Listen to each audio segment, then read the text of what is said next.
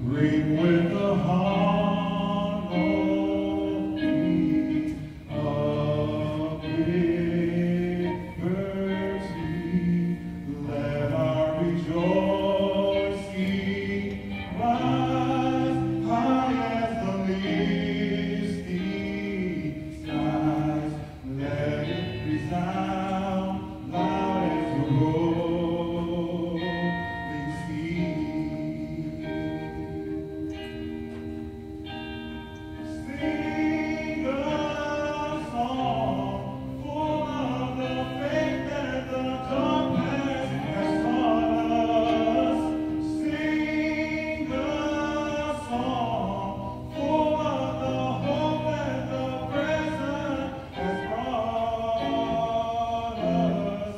Facing the rising sun of our new day begun. Let us march on until victory is won. Now, God of our weary years, God of our silent tears, Thou who hast brought us thus far on the way, Thou who hast light thy light, let us into the light. Keep us forever in the path we pray. Sing a song full of the faith that the darkness has taught us. Sing a song full of the hope that the present has brought us. Facing the rising sun of our new day begun. Let us march on until victory is won.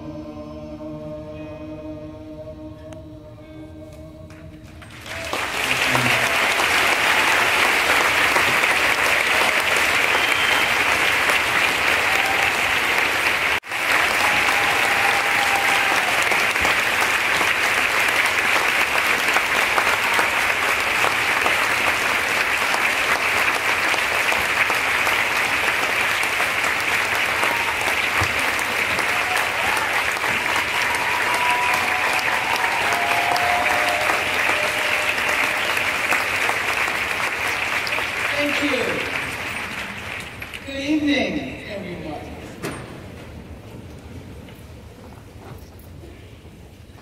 This is an amazing gathering, and I would like to thank the MLK Organizing Committee and all of those who have helped to produce this wonderful event for inviting me to share in your 2015 Martin Luther King Jr. Convocation.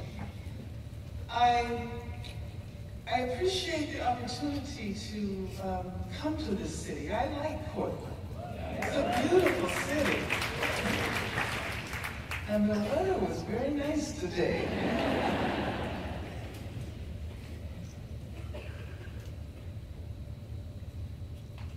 If you are familiar with Dr. King's work, you are aware of the emphasis he placed on racism, militarism, and poverty, which he sometimes rendered as materialism, and which has also been translated as capitalism. I think that this triumvirate expresses the interconnected nature of justice struggles which continue almost 5 decades after the assassination of Dr. King. It also helps us. Thank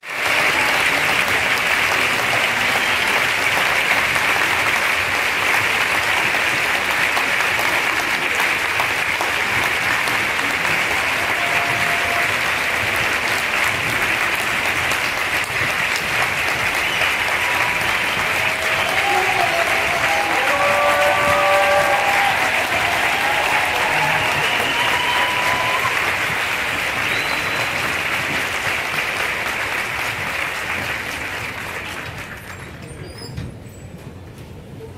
Y'all just did an amazing job of showing love to Anna Davis. So please put your hands again together for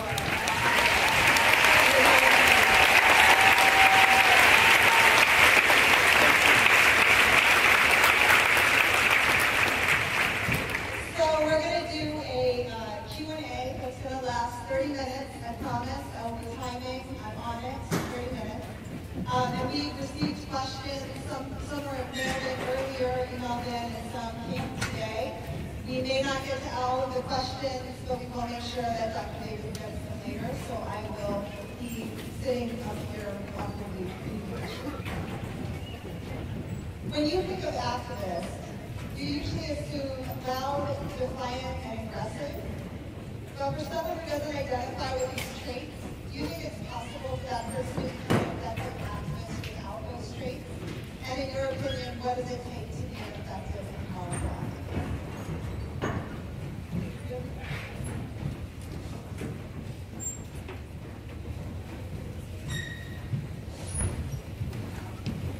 Is it working?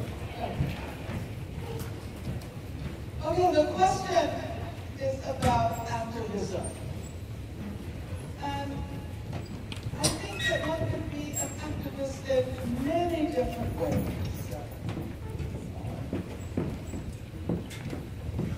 It's always been my sense that one chooses the arena where one happens to be, and one does the work in the way one feels most comfortable doing it. Personally, I'm someone who never imagined that I would be speaking in public like this. And I shied away from it. And it was only because of the fact that I was at one point targeted. And you all know I was on the FBI system was one of those. And so I didn't have a choice. I had to sort of accept the fact that because of an accident of history, I was compelled to become a kind of a spokesperson. But I would have been just as happy, or perhaps even happier, working in the background, teaching and organizing. As a matter of fact, I think people underestimate the value of organizers.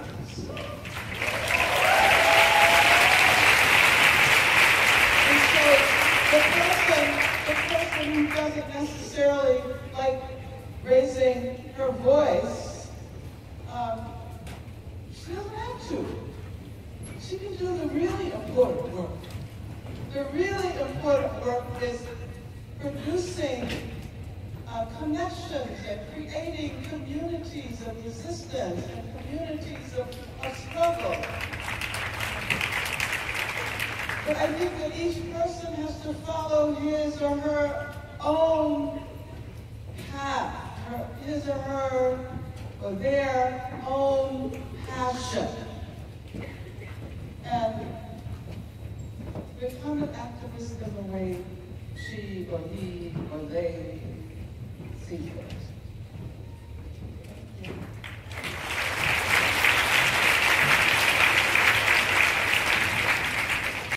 Will be on our learning environment. Well, you know, it's very sad.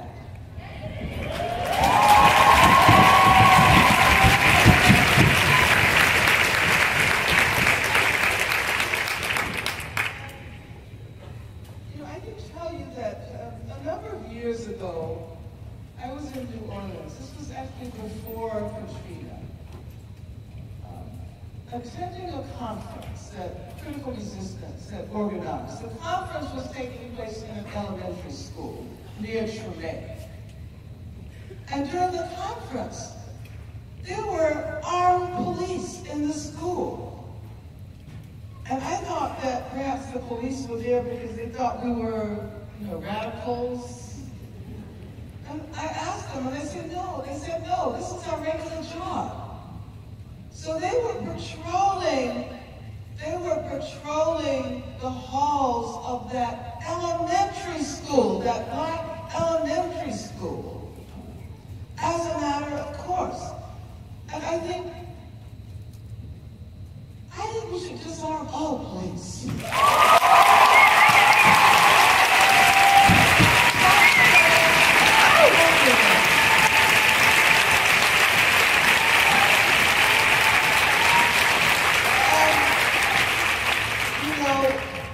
We have a serious problem with gun violence in this country.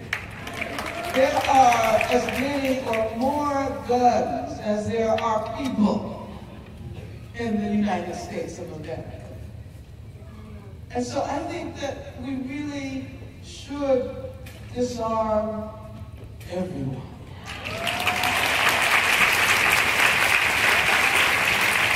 But that also means disarming the police. And then I think we have to be able to imagine a future where there are no armed forces, a future without military conflict. And so I think it's so important to raise that, especially given the fact that the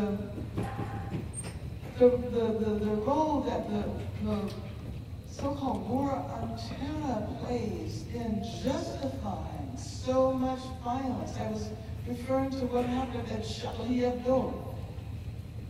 It is so sad to see that the use of the term terrorist, which reminds me of the way communists used to be used, strikes such fear in people's hearts that they forget that it might be necessary to ask other questions, to ask questions about those young men who did that horrible thing in Paris. But what kind of lives were they living? No one talks about the conditions under which they live in the ghettos surrounding, the banlieues surrounding Paris. People don't like to talk about French racism. And it seems to me that we have to be willing to look at the entire story and not simply use the word terrorism. And oftentimes, sexual assault is used as a justification of arming the police. And then finally, we should beware, because there is a vast industry, vast security industry with private police and private military. G4S, which is the third largest corporation in the world, is the world's largest security corporation, and they not only control private police, but they own and operate prisons in places like Israel and in Chile and in other parts of the world. And at the same time, they have centers for abused women. So there's something very bizarre about that, isn't it? The whole notion that security is about arming bodies of human beings and not about peace and not about employment and education. So we should ask, what is security really about? Dr. Davis is brilliant.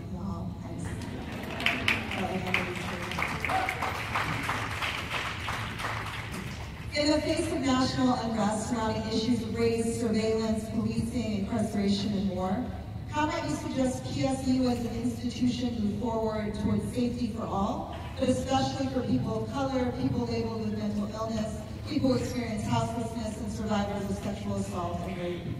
How might you suggest the PSU community continue their struggle against violent and racist models of justice and move towards healing?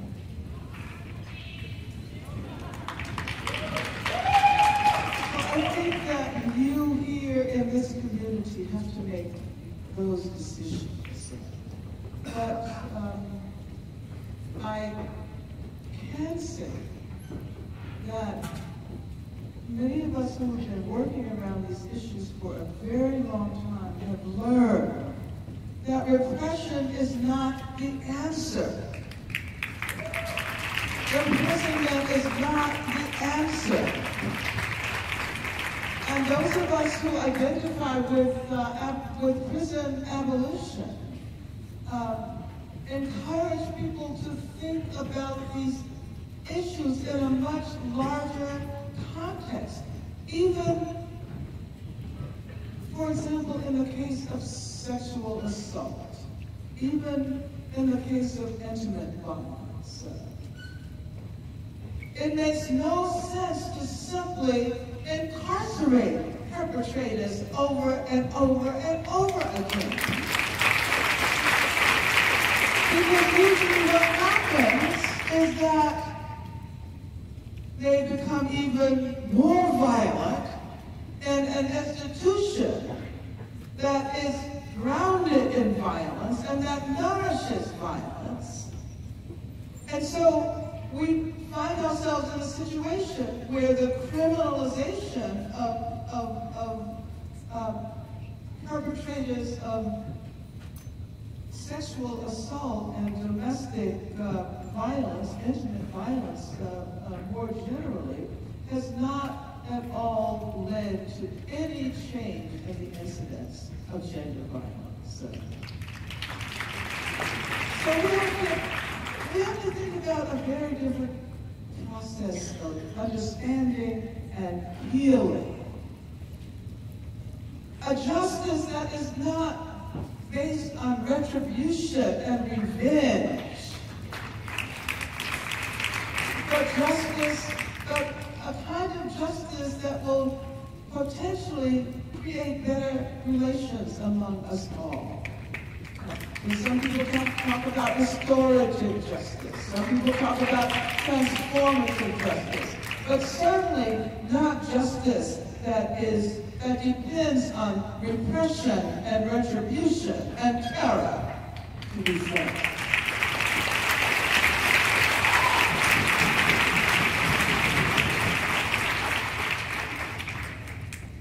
I'm sure that you might have gotten this question before. What is the most important piece of advice you have for those of us striving to achieve social justice? What is the most important piece of advice?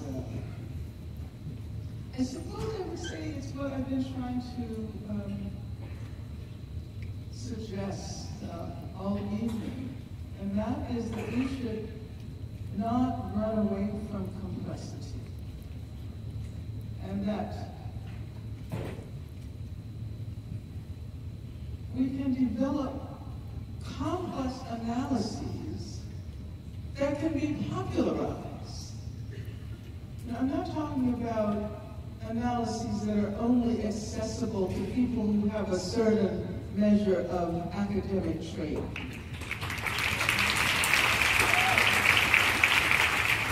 As a matter of fact, I think it is so important for students and faculty and others in institutions such as this to recognize not only the strengths of these institutions, but the limitations as well. Because knowledge comes from a whole variety of places. Knowledge is produced in all kinds of venues. As a person who has done a lot of work around prison issues over the years, I recognize that so many of the really exciting ideas that have motivated people who are academics to do such exciting work comes directly from people in prison. And most frequently, they never received the credit. Because they don't usually get included in the citational class. So I think that it is so important to be able to grasp that complexity, to understand I'll use the feminist term, intersectionality. But intersectionality not only of identities and institutions, but intersectionality of struggles as well. And I think that is the challenge we face today. You spoke a little bit about this earlier. What is the role of language and especially imagination in social justice and social change? Well, I think radical activism is all about the imagination. It's all about being able to imagine something that is very different from the world we inhabit today.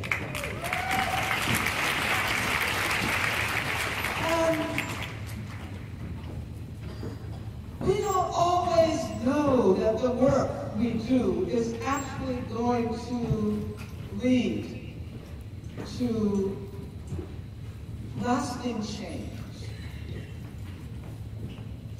Sometimes it might not.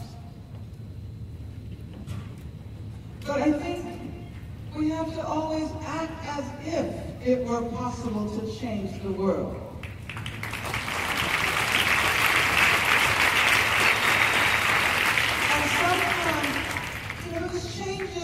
Movements often depend on a whole range of things. They depend on particular conjunctures, particular conditions. And sometimes it might feel like the revolution is on the horizon, as many people felt that way during the Occupy period. And then they were disappointed because they didn't see palpable change. But I think that era, that period of encampments all over the world.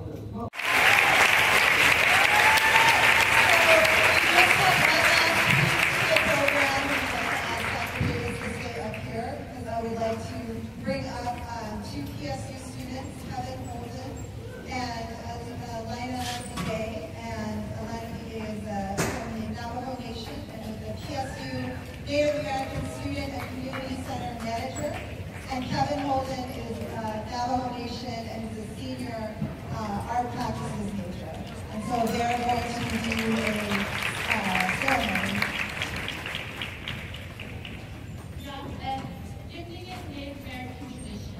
We give the blanket to those who have strength, wisdom, and have overcame the face of struggle. Angela Davis has all of these qualities. This is a feather honoring blanket as a tribute to the courage of the recipient. Whatever the future brings, this feather circle blanket brings blessings to the owner of the blanket to face life with continued strength and hope. As she has.